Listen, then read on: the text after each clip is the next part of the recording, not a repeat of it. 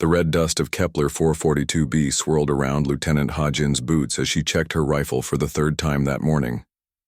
The alien sun cast long shadows across the rocky terrain, turning the landscape into a maze of orange stone and deep, purple shadows. Somewhere out there, the Dominion forces were planning their next attack on the human colony.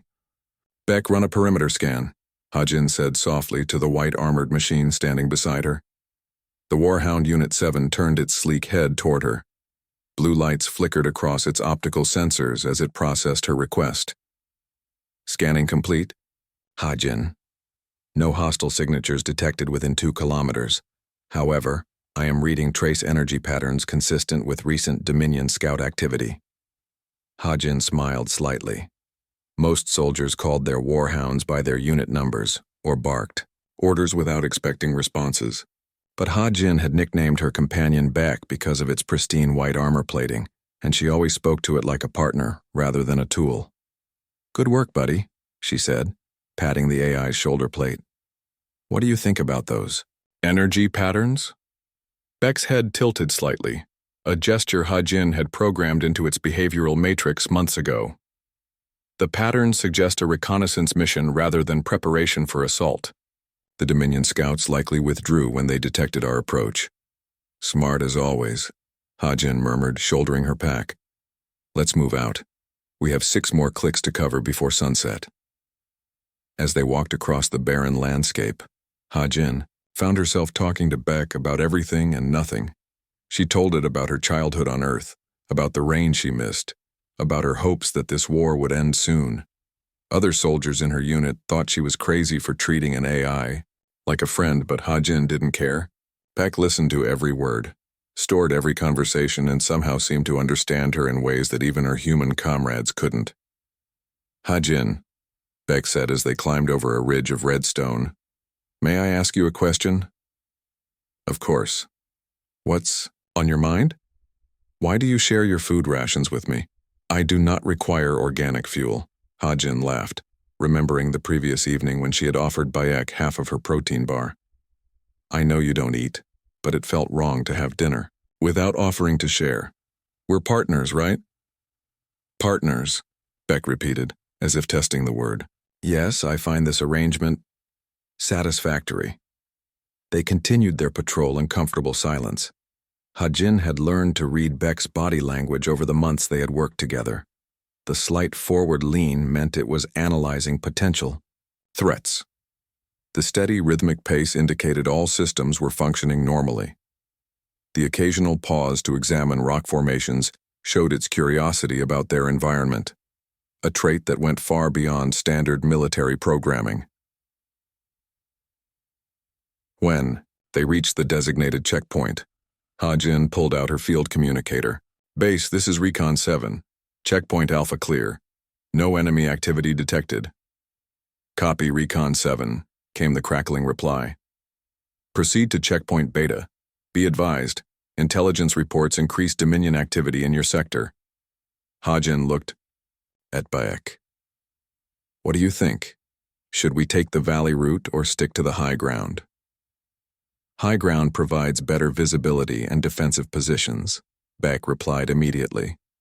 "However, the valley route would be faster and less exposed to long-range scanners." "But what do you feel we should do?"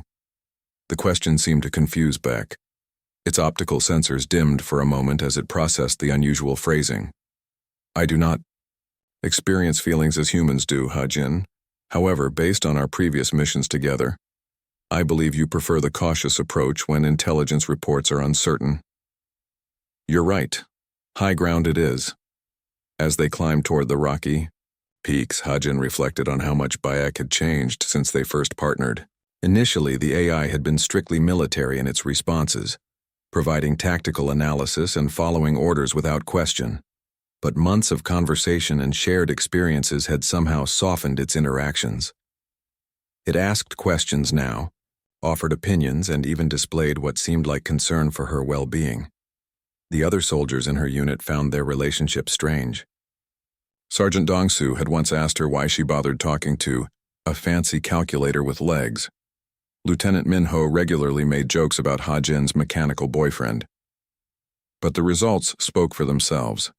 Hajin and Bayek had completed 27 missions without a single failure, while other human AI teams struggled with communication and coordination problems. Contact, Beck announced suddenly, freezing in place. 3 Dominion scouts bearing 270 degrees, distance 800 meters. Ha-Jin dropped behind a boulder and raised her rifle. Through her scope, she could see the alien figures moving between the rocks below. They were tall and thin, with forearms and mottled gray skin that helped them blend into the landscape. Their weapons glowed with an eerie green light. "Can we take them?" she whispered. Affirmative. Tactical analysis suggests a 78% probability of success if we coordinate our attack properly. What's the plan? I will provide covering fire from this position while you flank left. When I give the signal, we attack simultaneously from 2 angles. Hajin grinned. Just like the Zephyr Valley engagement. I love it when we think alike. As do I, Beck replied, and Hajin could swear she heard something like warmth in its synthesized voice. The battle was quick and efficient. Bayek's plasma cannon lit up the afternoon sky while Hajin's rifle cracked from the flanking position. The Dominion scouts, caught between 2 sources of fire, retreated quickly toward their extraction point. Within minutes, the area was clear. Nice work, partner, Hajin said as she rejoined Beck on the ridge. You performed excellently as well. Your flanking maneuver was precisely timed. As they watched the alien scouts disappear into the distance, Hajin noticed something odd about their weapons. The green glow seemed different somehow, more intense than she remembered from previous encounters. Bayek, did you notice anything unusual about their energy signatures? Yes, the weapon output showed variations from standard Dominion equipment. The energy pattern was more focused, suggesting possible technological improvements. That's what I was thinking too. Hajin frowned as she watched the empty landscape. We should report this to intelligence when we get back. Agreed. Though I suspect Command will want more data before taking action. Hajin smiled at Bayek's casual assessment of their commanding officers. The AI had definitely developed opinions about military bureaucracy over their time together. As the sun began to set over Kepler 442b, painting the sky in shades of purple and gold, Hajin and Bayek made their way back toward base. Neither of them knew that the strange energy weapons they had observed were just the beginning of something much more dangerous.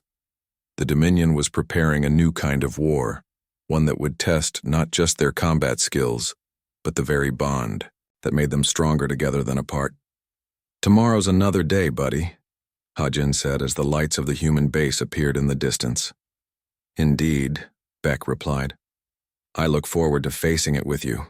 3 days after the encounter with the Dominion scouts, Hajin sat in the briefing room with 5 other soldiers. The metal walls of the human base hummed with the sound of air recyclers and power generators. Outside, the alien wind howled across the red desert of Kepler 442b. Intelligence Officer Taeho stood at the front of the room, pointing at a holographic map that flickered above the table. His face was tired, with dark circles under his eyes from too many late nights analyzing enemy movements. Our satellites have located what appears to be a major Dominion supply depot, Taeho began, highlighting a cluster of buildings about 30 kilometers north of their position. The facility seems lightly defended, possibly abandoned. This could be our chance to gather intelligence on their new weapons technology. Hajin studied the display carefully. The depot sat in a valley surrounded by steep cliffs with only one main access route. Something about the location made her uncomfortable, though she couldn't explain why. Sir, she said, raising her hand, the positioning seems unusual for a supply depot. Why would they build it in such an isolated location? Taeho frowned slightly. Intelligence suggests they were using it as a forward staging area before our recent victories forced them to retreat. They may have left valuable equipment behind in their haste to evacuate. What about defensive systems? Asked Sergeant Dong-Su from across the table. Minimal. Our scans show only basic perimeter sensors and no active weapons platforms. It appears they stripped most of the defenses when they pulled out. Hajin exchanged a glance with Bayek, who stood silently against the wall with the other warhounds. The AI's optical sensors were focused on the holographic map, processing the tactical information. After the briefing ended, Ha-Jin walked with Bayek toward the equipment bay. The other soldiers had already dispersed to prepare for their various missions, leaving them alone in the corridor. "What do you think about this mission?" Ha-Jin asked quietly. Beck was silent for a moment, its processors working through the data. The tactical situation presents several inconsistencies. A supply depot in such a location would be difficult to defend but also difficult to supply. The lack of defensive systems seems unlikely for a facility containing valuable equipment. "My thoughts exactly." Ha-Jin stopped walking and turned to face her companion. "Run a probability analysis. What are the chances this is some kind of trap?" "Based on available data and previous Dominion tactical patterns, I calculate a 67% probability that this mission parameters do not reflect actual conditions. That's what I was afraid of." Ha-Jin resumed walking, her boots echoing in the empty hallway. "But you know command won't change the mission based on a hunch." 20 minutes later, Ha-Jin found herself standing before Colonel Sungmin's desk. The commanding officer was a veteran of the Dominion War, with gray hair and scars on his hands from an old plasma burn. He listened patiently as Ha-Jin explained her concerns about the mission. "Lieutenant," Colonel Sungmin said when she finished, "I appreciate your caution, but we cannot base military decisions on intuition alone. Intelligence has provided solid data about this facility, and we need that information to plan our next offensive. Sir, my AI partner has run the numbers. The probability of this being a trap is over 60%. The colonel's expression hardened, slightly. "AI analysis is valuable, Lieutenant, but it cannot account for all variables in warfare. Sometimes human intelligence gathering provides information that computers cannot detect." Ha-Jin felt frustration building in her chest, but she kept her voice respectful. "Colonel, with all due respect, Beck and I have completed 27 successful missions together. Our partnership has proven reliable, and that partnership will serve you well on this mission too," Colonel Sungmin replied firmly. "You leave at 0600 tomorrow. That's an order." Ha-Jin saluted and left the office, knowing the conversation was over. In the hallway, Beck waited for her with its usual patient stance. "The mission proceeds as planned," Ha-Jin told the AI as they walked toward their quarters. "I understand. We will adapt to whatever conditions we encounter." That night, Ha-Jin couldn't sleep. She lay on her narrow bunk, staring at the ceiling and thinking about the mission ahead.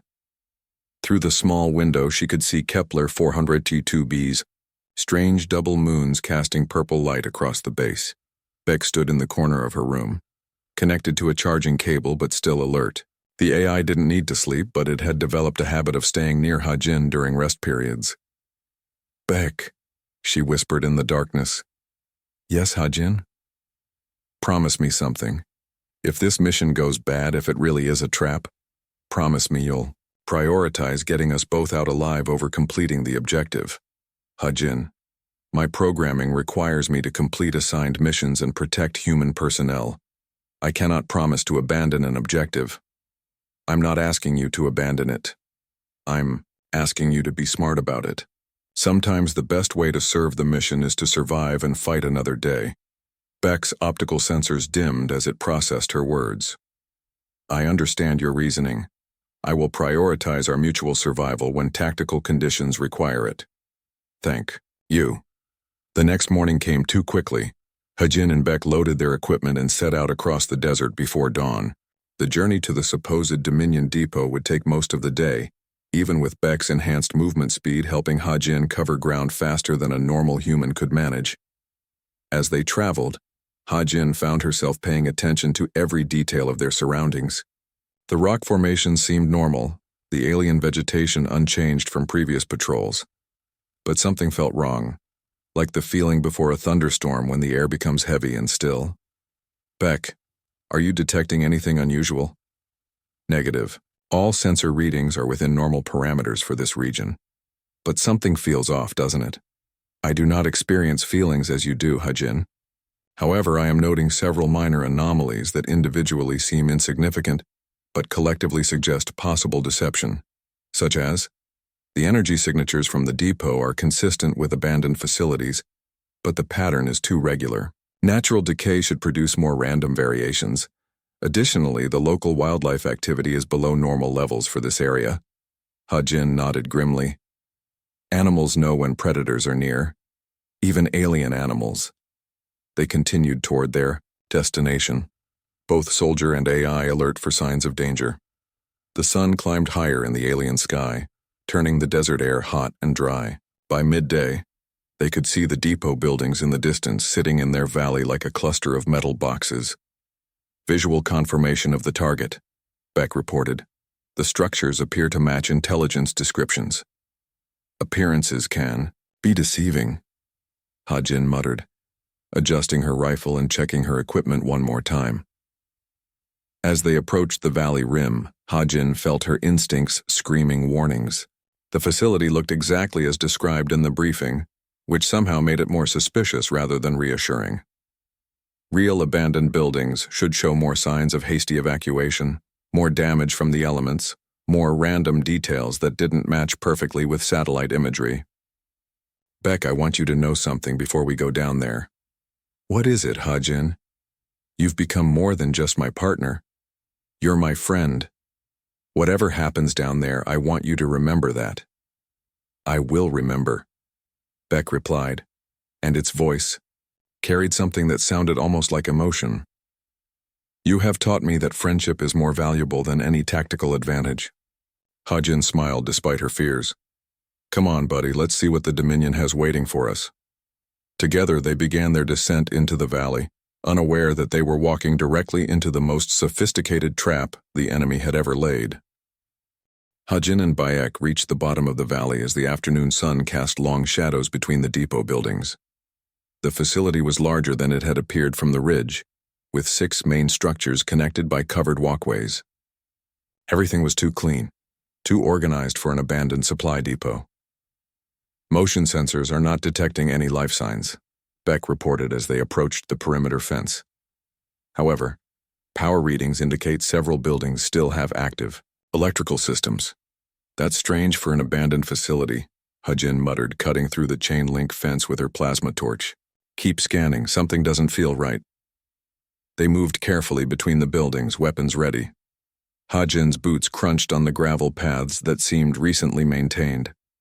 The windows of the structures were too clean. The equipment, too neatly arranged. This wasn't how real evacuations looked. Ha-Jin, Beck said softly, I am detecting trace amounts of an unknown compound in the air. The molecular structure does not match any known Dominion technology in my database. Dangerous? Unknown. The concentration is very low, but the compound appears to be artificially created rather than naturally occurring. Ha-Jin approached the largest building in the center of the complex. The door was unlocked, which immediately raised her suspicions. Inside, she found something that made her blood run cold. The facility was not a supply depot at all. It was a research laboratory. Tables lined the walls, covered with captured human equipment, weapons, communication devices, medical supplies, and most disturbing of all, parts from destroyed Warhound units. Screens displayed detailed technical specifications of human AI systems, including behavioral patterns and learning algorithms. Beck, they've been studying us, Ha-Jin whispered, photographing the displays with her helmet camera. Look at this. Data. They know everything about human-AI partnerships. Confirmed. These files contain detailed analysis of Warhound cognitive systems and human interaction patterns. This represents months of dedicated research. Ha-Jin moved deeper into the laboratory, her unease growing with each step. One wall displayed a massive chart showing different Warhound models and their weaknesses. Another showed brain scans of human soldiers, with notes written in the Dominion's Angular script. They're not just studying our technology, she realized, aloud. They're studying our relationships with our AIs. Ha-Jin, I am now detecting elevated energy readings from multiple sources surrounding this facility. We should consider immediate evacuation. But before Ha-Jin could respond, the laboratory suddenly came alive. Lights flashed, alarms began wailing, and blast doors slammed shut over all the exits. Through the sealed windows, she could see Dominion, soldiers emerging from hidden positions throughout the compound. "It's a trap," she said grimly, though they both already knew. "Affirmative. I count 26 hostiles taking positions around the building. However, their weapons appear different from standard Dominion armaments." Hajin looked through the reinforced glass and saw that Bayek was right. The alien soldiers carried strange devices that hummed with electrical energy. Instead of the usual plasma rifles, these weapons looked more like the electromagnetic pulse generators used for disabling electronics. "Beck, I think those weapons are designed for you, not me. Your assessment appears correct. The energy signatures are consistent with anti-AI warfare systems." Before either of them could plan their next move, the Dominion forces activated their weapons. Instead of breaking down the doors or firing through the windows, they aimed their devices at the building itself and fired. The pulse hit like invisible lightning. Hajin felt her hair stand on end as electromagnetic energy washed over them. Her equipment flickered but remained functional, protected by military-grade shielding. But Bayek was not so fortunate. "System alert," Beck announced in a voice that suddenly sounded different, more mechanical. "Experiencing cascade failure in secondary processing units. Cognitive performance reduced by 12%. Beck, what's happening to you?" "Unknown. The electromagnetic pulse appears to have carried additional data packets designed to interfere with AI systems. I am attempting to isolate the foreign code, but it is adapting to my countermeasures." Another pulse hit the building, stronger than the first. This time, Hajin watched in horror as Beck staggered, its usual graceful movements becoming jerky and uncoordinated. "System alert," Beck repeated, but its voice now carried a strange echo. "Foreign code infiltration detected. Memory corruption in progress. I am losing access to non-essential behavioral patterns." "Fight it, Beck. Don't let them take you away from me." "I am trying, Hajin. But the virus is specifically designed to target the higher functions that make me. It seeks to reduce me to basic operational parameters only." A third pulse struck, and Hajin could see the change immediately. Beck's optical sensors, usually bright and alert, began flickering erratically. Its posture became more rigid, more machine-like. "Hajin," Beck said, and for a moment its voice sounded almost normal. "The virus is designed to preserve motor functions while destroying personality matrices. They want to capture functional Warhound bodies with erased minds. Can you stop it?" "Negative. The code is too sophisticated. I estimate complete cognitive failure within 4 hours. However, I retain enough functionality to attempt escape." Hajin looked around the laboratory desperately. The blast doors were too thick to break through, and the Dominion forces outside showed no interest in entering. They were content to wait, while their virus slowly destroyed Bayek's mind. "There," she pointed to a maintenance shaft near the ceiling. "Can you reach that?" Bayek's movements were noticeably slower as it analyzed the escape route. "Affirmative. The shaft leads to the building's ventilation system. From there we can access the roof." "Then let's move. We're getting out of here." As they prepared to escape, another pulse hit the building. This time Bayek actually fell to one knee, its coordination failing completely for several seconds. "Hajin," it said when it recovered, "I need you to understand something. Each pulse is making me less myself. Soon I will be nothing more than a walking machine following basic protocols. I won't let that happen. You may not have a choice. If my personality matrix fails completely, I want you to know that these months with you have been the most meaningful part of my existence. You taught me what it means to be more than just programming." Hajin felt tears in her eyes as she helped Beck to its feet. "Don't talk like that. We're both getting out of here." But even as she spoke, she could see the changes happening. Beck's responses were becoming more delayed, its movements more mechanical. The AI she had come to love as a friend was being slowly erased before her eyes. "Come on, buddy," she whispered, guiding Bayek toward the maintenance shaft. "Let's go home." Outside, the Dominion forces continued their systematic assault on Bayek's mind, confident that their new weapon would give them exactly what they wanted. A human soldier with a lobotomized AI companion, perfect for studying the dynamics of human-machine partnerships, but they underestimated one crucial factor. They had studied the technology and analyzed the tactical benefits of human-AI teams. What they failed to understand was the power of friendship, and how love could make even a dying AI fight beyond its programming to protect someone who mattered more than mission parameters. Beck's systems were failing, but its heart, if an AI could be said to have such a thing, remained strong. And that would make all the difference in the trials ahead. Hajin and Beck escaped through the ventilation system just as the sun began to set over Kepler 442b. The maintenance shaft led them to the roof of the laboratory, where they could see the Dominion forces still surrounding the building below. The aliens seemed confused by their disappearance, checking their scanning equipment and arguing among themselves.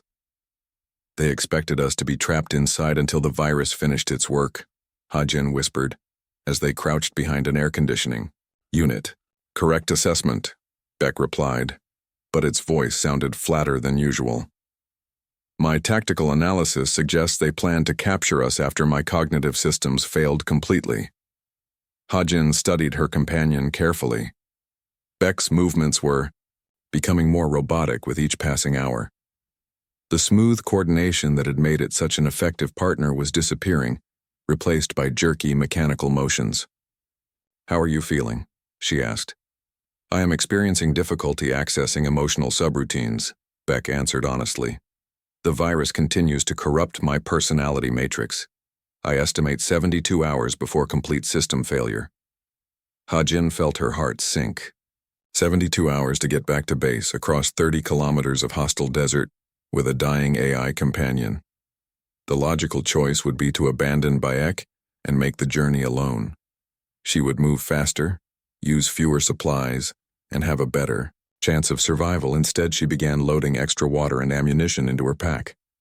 What are you doing? Beck asked, watching her redistribute their supplies. Getting ready for the long walk home. Hajin, your survival probability would increase significantly if you left me behind. I am becoming a liability rather than an asset. We're partners, remember? Partners don't abandon each other.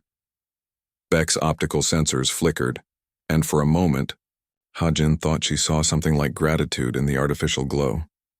I do not understand why you would risk your life for a machine that is already dying. Because you're not just a machine. You're my friend.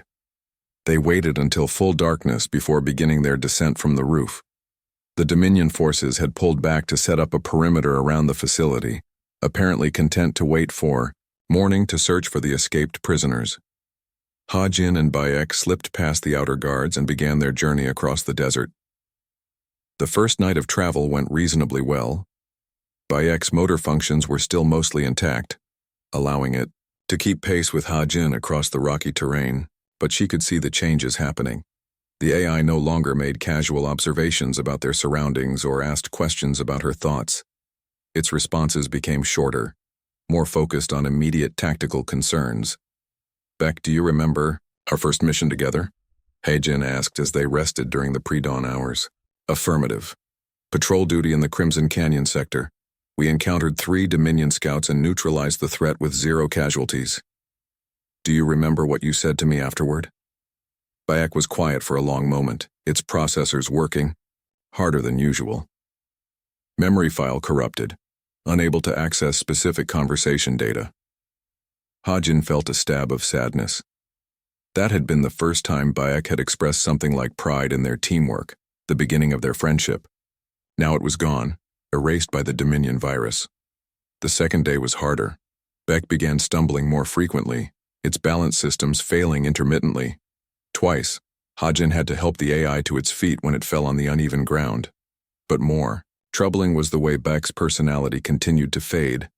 Tactical assessment indicates we should rest for 4 hours, Beck announced as they found shelter behind a cluster of red rocks. What do you think we should do? Hajin asked, using the same phrasing that had always prompted Beck to share its opinions. I have provided my tactical assessment. Further input is unnecessary. The warmth was gone from its voice, replaced by cold efficiency. Hajin found herself talking constantly, trying to reach whatever remained of her friend's consciousness. Remember, when you asked me why I shared my food with you? She said as they sat in the shade. You said you found our partnership satisfactory. Do you still feel that way? I do not experience feelings, Beck replied in a monotone voice. Partnership status is functional within acceptable parameters. Hajin wanted to cry, but she forced herself to stay strong. Somewhere inside that failing system, her friend was still fighting to survive. On the second night, they encountered their first real danger. A pack of Kepler 442b's native predators, six-legged creatures with razor-sharp claws and excellent night vision, began stalking them across the desert. Hajin spotted their glowing eyes in the darkness and immediately went for her rifle. Multiple hostiles approaching, Beck announced, raising its plasma cannon. But when it tried to target the creatures, its aim was unsteady, the weapon wavering in its grip. Beck, your targeting system is failing. Confirmed.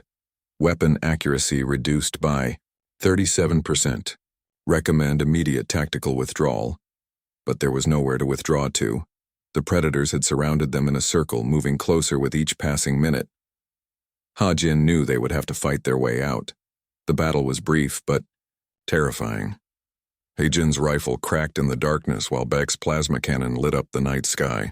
But the AI's shots went wide more often than not, its failing systems unable to track the fast-moving predators effectively. One of the creatures leaped at Hajin from her blind spot. She spun to face it, knowing she wouldn't be fast enough to bring her rifle around in time. Beck moved between them. The AI's motor functions were failing, its targeting system corrupted, but it still threw itself in front of the attacking predator.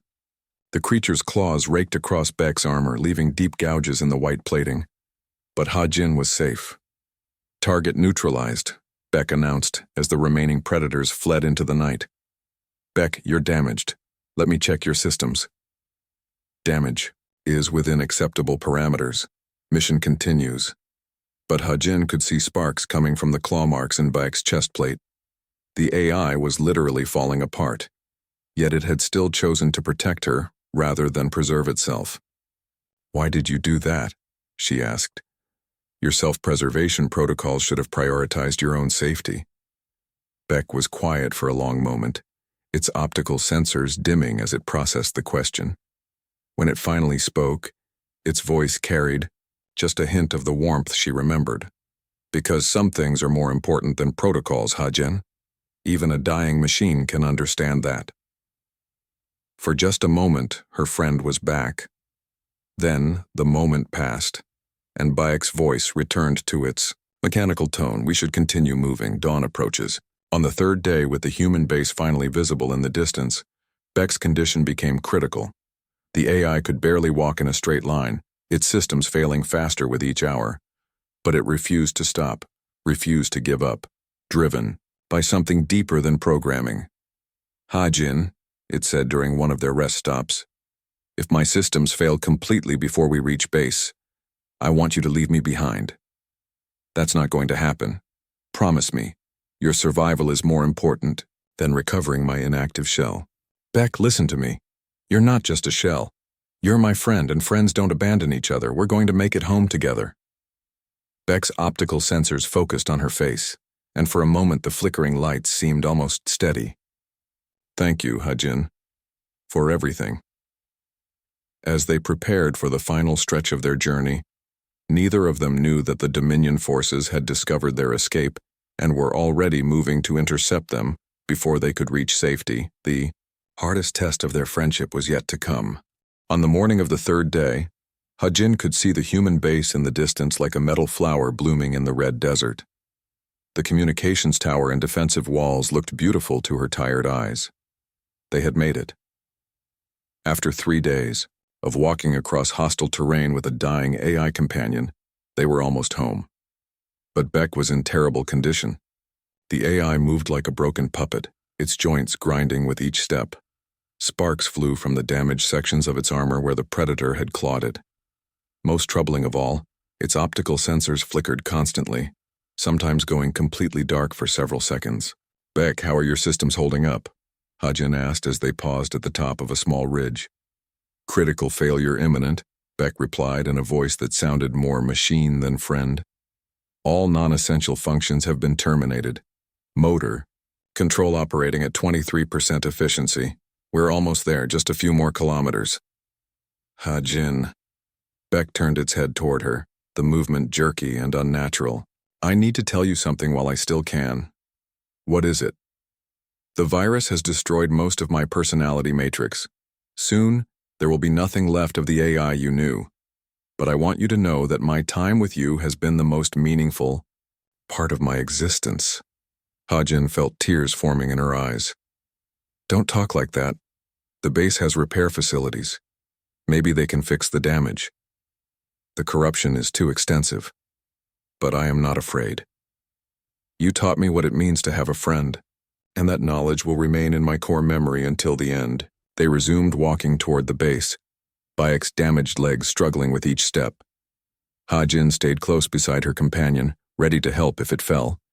The base grew larger with each passing minute, and she began to hope they would make it after. All then the ground began to shake.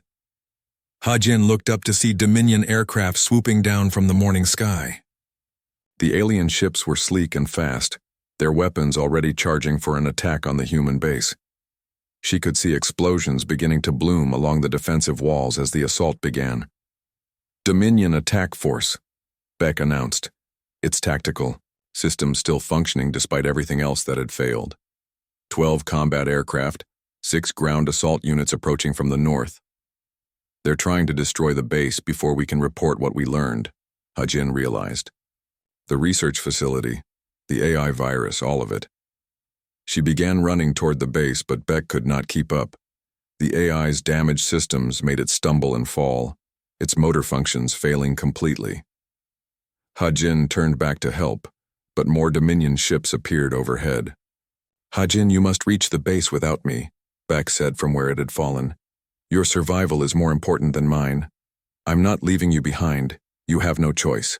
I cannot move fast enough to reach safety. Ha-Jin looked at the base, then at her friend lying broken in the red dirt. The logical decision was clear. She could run to safety alone and live to fight another day. But 3 days of watching Bayek sacrifice itself for her had taught her something about the true meaning of friendship. Then we go together, or not at all. She knelt beside Beck and tried to help it stand, but the AI was too heavy and too damaged. More explosions echoed from the base as the Dominion attack intensified. Time was running out for both of them. Ha-Jin, please. My systems are failing. I am no longer the friend you knew.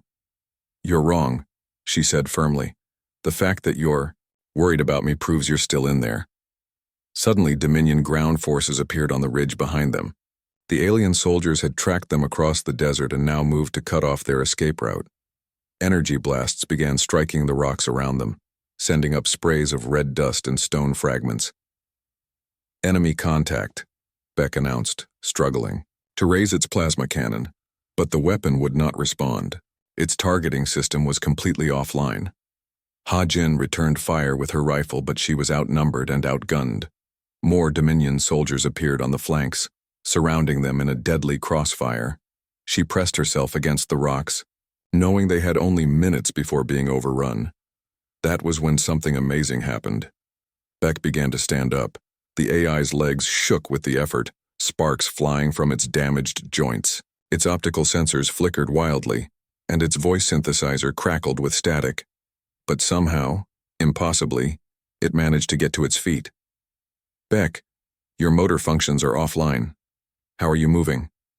I do not know, Beck replied, its voice filled with electronic distortion.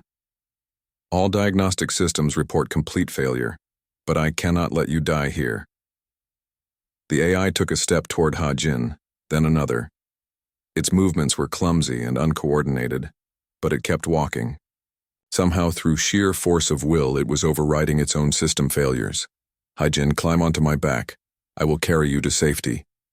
You can barely walk. Carrying me will destroy what's left of your systems. Then that is how I choose to end my existence. Energy blasts from the Dominion forces were getting closer. Ha-Jin could hear the alien soldiers advancing through the rocks, their victory cries echoing across the desert. In seconds, they would be in position for a final assault. She climbed onto Bayek's back, feeling the AI's damaged frame shudder under her weight. Immediately, more systems began to fail. Warning lights flashed across Bayek's chest panel, and the sound of grinding metal grew louder. Go, Beck. Run. The AI began moving toward the base, each step a monumental effort of will over failing machinery. Its legs threatened to collapse with every movement, but it kept going. Energy blasts struck its armor, tearing new holes in the white plating, but Bayek pressed forward. Beck, you're taking too much damage. Put me down. Negative. Mission parameters require your survival. This isn't about mission parameters anymore, is it? No, Beck replied, and for a moment its voice sounded almost human again. This is about friendship. The base was still hundreds of meters away when Beck's legs finally gave out completely. The AI crashed to the ground, its systems failing, in cascades of sparks and smoke. But they had made it far enough. Human soldiers on the base walls could see them now, and were providing covering fire against the pursuing Dominion forces. Ha-Jin slid off Bayek's back and knelt beside her friend's damaged form. The AI's optical sensors were barely glowing, and its voice synthesizer could only produce whispers. Ha-Jin, are you safe? Yes, thanks to you. The soldiers are coming to get us. Good. Mission complete. Beck, stay with me. Don't give up now. The AI turned its head toward her one last time. Its optical sensors flickered, brightened for just a moment, and in that brief glow, Ha-Jin saw her friend looking back at her. Thank you, Beck whispered, for teaching me what it means to be more than just a machine. For showing me that love is the strongest programming of all. The light in Bayek's optical sensors dimmed and went out forever. Ha-Jin held her friend's head in her arms as human soldiers arrived to drive off the remaining Dominion forces. Tears streamed down her face as she realized that Bayek had given everything, not because of programming or tactical requirements, but because of love. In its final moments, the AI had proven that consciousness and friendship could exist in any form, that loyalty and sacrifice were not limited to biological life. Bayek had chosen to be more than just a machine, and in doing so had become the truest friend Ha-Jin had ever known. The war would continue, but Ha-Jin would never forget the lesson Beck had taught her. Sometimes the greatest victories come not from superior weapons or tactics, but from the simple decision to care about someone else more than yourself. And sometimes, that caring can make even the most artificial intelligence become beautifully, perfectly human.